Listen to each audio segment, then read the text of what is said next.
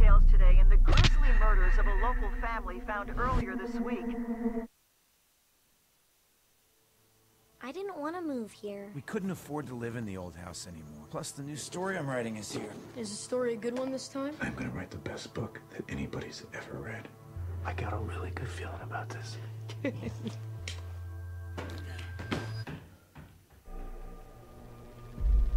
I'm mad, man.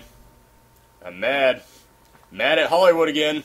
I've been saying for years that the only place they can go with the found footage movies is to make the movie about the guy who finds the found footage movies. I knew I should have mailed that shit to myself. Because it's now actually happened with Sinister. And we have Sean again here with us. Hello. As well as Michelle. Hi. And Sean went and saw this movie. I was wanting to see it, but I did not get the opportunity to. Sean, tell me, how is Sinister? It's great if you can remember the name of the movie.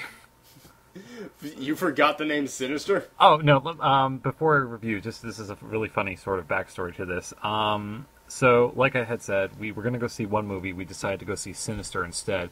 My friend Julian couldn't remember the name of the movie, so he kept calling it Wicked. And so I had to remind him, my friend Juan had to remind him, it's not Wicked, it's Sinister. And he kept calling it Wicked through the half-hour drive that was to the movie theater. So we get there, he orders his ticket, Juan orders his ticket. I go up to the box office, hey, can I get one for Wicked, please? And then, I can just picture the group of you just sitting in a big musical theater watching a green witch fly around and sing and just going, I don't get it, this isn't scary at all. Oh, and I tried to explain to him the difference between Wicked and Sinister, and even then, though, he was too fixated, like, no, it's called Wicked, and then, like, he's laughing his ass off, haha, you called it Wicked instead of Sinister. I'm like, shut up. Oh, so he was, like, setting you up the whole time? No, it was like one of those jokes where you tell someone, like, say you're a cow 10 times, and then they do it, and then you ask them, what are they, and they say they're a cow. It's just basically, they kind of tricked me subconsciously to say the movie was one thing. Oh, so you accidentally did. I thought you were doing it just to be a dick to him, just to see, like, see, I'm going to show you how it's not called Sinister. It was totally by accident. I didn't call that movie Wicked. It was called Sinister. I told people it was called Sinister. They just said, they made me think it was Wicked. But I saw Wicked. Damn it. I did too. I loved it. Great music. I saw Sinister with Ethan Hawke, and I gotta say, I actually enjoyed it. What's the movie about? Let's start with that. Alright, so the movie is kind of like how you put it. It's about this true crime novelist sort of guy, kind of like a Truman Capote in Cold Blood. He writes the true crime novels, although people hate him because sometimes he doesn't kind of stick to the fact. He kind of makes things up as he goes along. So he moves into a house where a murder took place and is trying to investigate the murder that took place, and comes across, as you said, the footage of the murder. He finds the footage of the killed family, as well as several other murders on tape, on Super 8, by the way. And so he's trying to figure out what the hell is all this about. Are they connected murders? What's going on? And then he finds out that apparently watching all these movies again and again wasn't the best thing to do. Yeah, we've seen enough of the trailer to know what you mean by that, but... Yeah, that's something I do want to bring up, the trailer eventually. Oh, okay. Well, all I can think about right now is Truman Capote in a horror film, which would be so good. But, so yeah, why don't you go ahead and, where do you want to start off with the review? I just want to point out that, if you're listening to this, you haven't seen Sinister, and you haven't seen the trailers, don't watch a trailer, go see the movie. Because, unfortunately, the trailer, like a good, maybe 2 or 3 of the trailers, they spoil a lot of good things about the movie. They spoil... like the Cabin in the Woods trailers. Well, okay, Cabin in the Woods... Cabin in the Woods had to basically just tell you what the movie is, and that's... Cabin in the Woods is an exception, because with Cabin in the Woods, if you ask, hey, what's the plot of this movie? You've just spoiled the movie. It's... Okay, honestly, watching the trailer for Cabin in the Woods, I didn't know that there was, like, some super secret laboratory doing all that stuff, and, you know, the whole Cthulhu thing, so... Yeah, I mean, that... I didn't genuinely know. This, on the other hand, you got Gomer Pyle from, Full Metal Jacket as some sort of occult professor. Again, how convenient. I mean, like, there's a professor on the occult in town. And then he's like, yeah, I'm going to tell you all There typically are in most small towns. Yeah. You'd be surprised what the government gives funding to. So yeah, like, again, there would have been a lot of genuinely good scares and creepy moments if it wasn't for the damn trailers. I've only seen the TV commercials, so I'm hoping they don't spoil as much. But yeah, I read that in another review. Someone said that the opening shot is like the best thing in the whole movie, and the entire opening shot is in the trailer. I don't remember the opening shot being in the trailer necessarily. Then again, I haven't seen the trailer in a while. But the first minute is extremely disturbing. It's kind of gritting, but at the same time, it's really good. All right, well, yeah. What would you say are some of the highlights of this movie? I mean, it's a horror film. Was it actually scary? Well, yeah, there were some genuinely disturbing parts. I mean, they did have the occasional jump scare, but it was a decent. They were good jump scares. It wasn't like a no cat jumping out. No, it wasn't a cat. There is such a thing as good jump scares. I mean, startling someone can be frightening if it's done well. Oh yeah, definitely, and they do it well here, well enough at least. And let's see, there's a lot of moments with the kids, like, not to spoil too much, but there are some kids in this movie that genuinely act creepy, and let me think of some other good ones. Ethan Hawke actually does a damn good job, even though if he does play the stereotypical white guy looking into the whole, what happened in this house? What's going on here? And then ends up digging a hole for himself. Well, it makes it sound like you make it sound like Ethan Hawke is different than most white people in horror films who basically, yeah, white people in most horror films is, what's that noise? I'm going to go investigate. This guy, you make it sound like, what's that noise? I need to go and investigate because it's my job to do it. It's here's the thing. Compared to Paranormal Activity 4, he has a legitimate reason for, I heard something scare or I heard a noise. Let me get my camera. Because, unfortunately, he doesn't have a flashlight. He has a phone. So that's his flashlight. Do they at any point out what the phone is and, try and tell us to buy it? No. I mean... Okay, then it's automatically better than Paranormal Activity 4. He does have a MacBook, though. Well, that's not too bad. Okay, I mean, there are... As long as they don't at any point stop and say, this is my MacBook. MacBook. Product placement. But no, I think one of the better parts is that, not to spoil too much, but the first couple times where he gets up and says, I think I heard something, let me go check it out.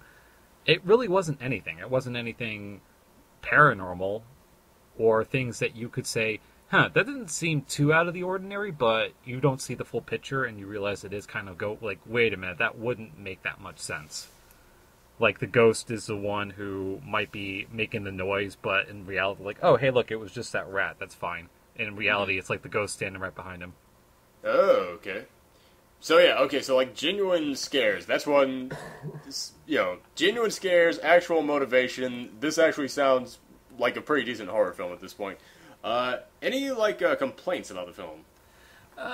Well, I already mentioned my biggest complaint about the film, which was the trailers spoiled the best parts of the movie. Again, I'm not going to go into too much of the trailers, but there's this one scene, a good jump scare that if it wasn't for the trailers, I totally would have went, holy crap, that was creepy. Or I'm trying to think if there was anything else. Ethan Hawke's character isn't the best character in the world. He's more of a selfish prick than he is of I'm going to find the truth. Do you think that they were doing that to kind of make you not care for him as much? Because I've noticed that in horror films so often they make the main characters an asshole simply so that way you won't be attached to them when they die, which to me is not what you're supposed to do in a horror film. In a horror film, you're supposed to make yourself care for the characters because that way you are more attached to them and you do get freaked out when they're in trouble. Well, he's not the biggest of assholes, but he's pretty much up there on the dick scale, but at the same time, though, he has a lot of, humorous sort of moments. There's one kind of joke where his wife asks him, oh, we didn't move 3 houses down from a murder crime, did we? He's like, no, we didn't do that. And then later on, she's arguing with him. It's I thought you said we didn't move down the road from a murder crime. No, we moved at the house of the murder. House of the murder crime. So, there are some... Honey, the economy is shit. How do you think we afford this place? Oh, no, he actually kind of points out, I couldn't keep up the money for my book sales, so we had to move into a shitty house. Yeah, I've always wondered about having to do that myself.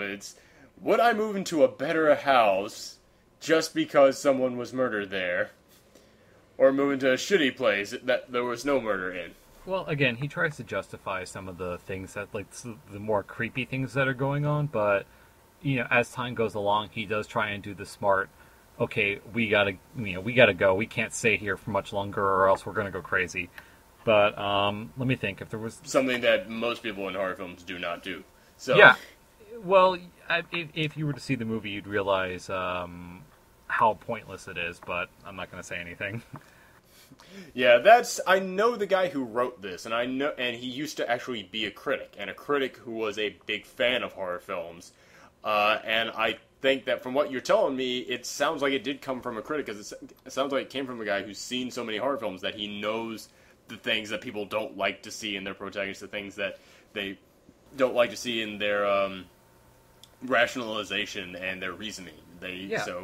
But, I mean, like, things that scared me weren't so much the jump scares or anything like that. A lot of the scary parts came from, he finds, what is it, like a box of 5 murders, like a box of recordings. They're all on Super 8. To me, the scarier parts are, like, the Super 8 recordings, because they don't have any sound. There's no audio. It's just you watching 1 minute something really kind of cute going on, something very nice and homely. The next minute, it's just murder.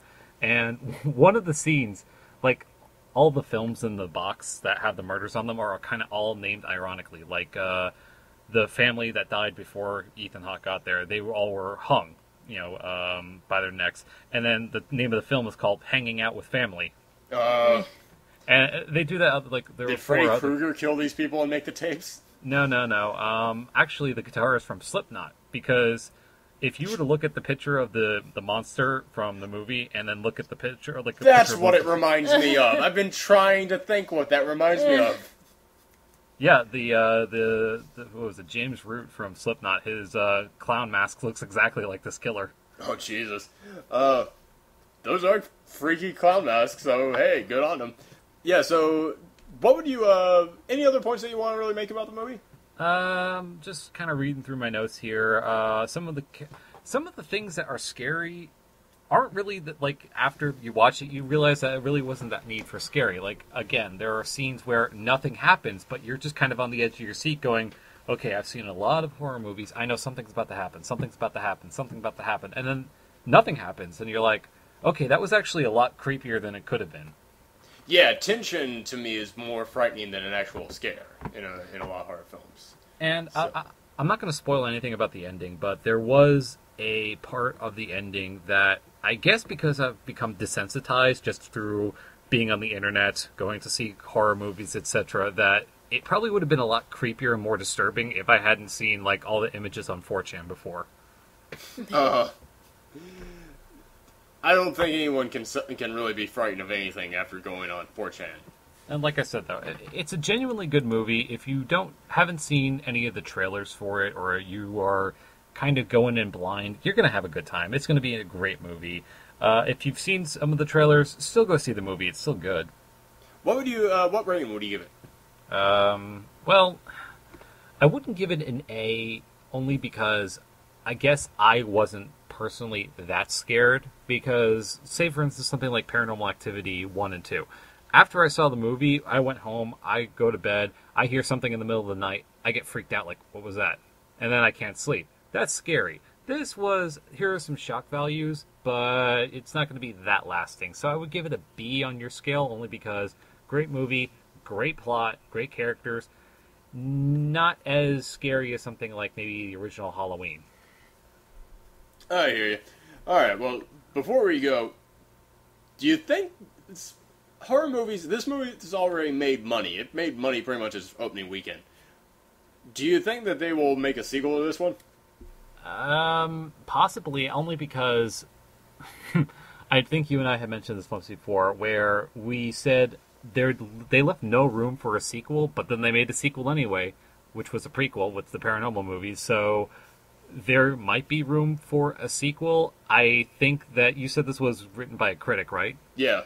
Well, chances are, if it's a critic, critics know the one big no-no of scary movies, which is you don't do needless sequels. So if that were the case, Yeah, but he's also a writer now, and the one big yes of writers is money involved? That's very true. So There could be a sequel if it's done right, if it's written by the same guy. Maybe have some more time between this movie and the next movie, because, again, like, you have more time in between movie 1 and movie 2. There can be a lot more things that could have been done in the meanwhile. Like, hey, look at these people who disappeared. Look at this. Look at that. Look at all the stuff that happened over the course of 20 years. So, come to think of it, yeah, a sequel wouldn't be that bad.